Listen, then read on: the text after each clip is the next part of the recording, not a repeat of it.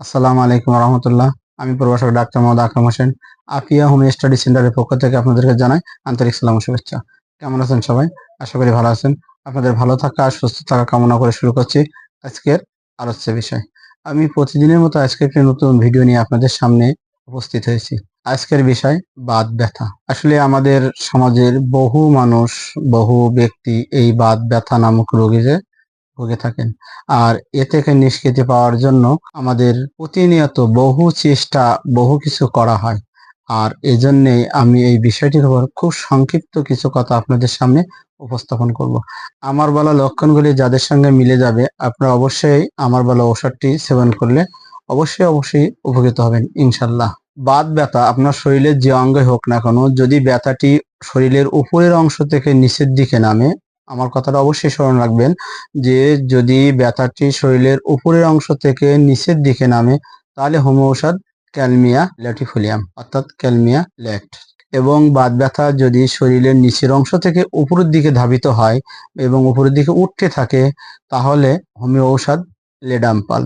আসলে যদি এই যন্ত্রণা বা বাত ব্যথা যাই বলুন, সেটা যেখান থেকে হোক, শরীরের যে অংশ থেকে হোক, ওই ব্যথাটি যদি আস্তে আস্তে নিচের দিক থেকে উপরের দিকে ধাবিত হয় বা উপরের দিকে উঠতে থাকে, তাহলে সেক্ষেত্রে আপনি অবশ্যই হোমিও ঔষধ লেডাম্পাল সেবন করবেন।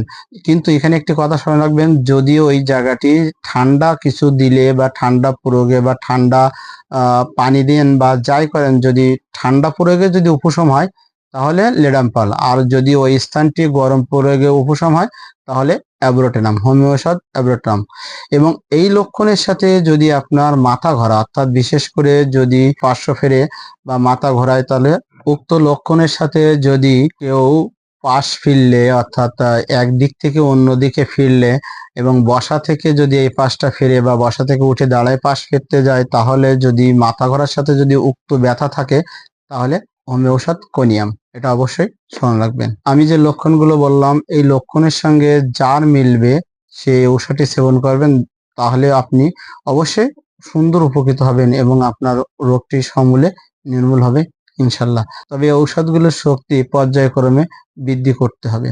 আপনি প্রথম অবস্থায় 30 শক্তি সেবন করবেন সূক্ষ্ম মাত্রায়, দ্বিতীয় অবস্থায় 200 শক্তি, তৃতীয় অবস্থায় 1 বা 1000, এভাবে পর্যায়ক্রমে আপনার যে কটা পাওয়ার লাগবে আপনি অবশ্যই সেই কটা পাওয়ার সূক্ষ্ম মাত্রায় সেবন করবেন। আপনাদের ভালো থাকা, সুস্থ থাকা কামনা করে আজকের মতো এখানে শেষ করছি। আসসালামু আলাইকুম ওয়া রাহমাতুল্লাহ।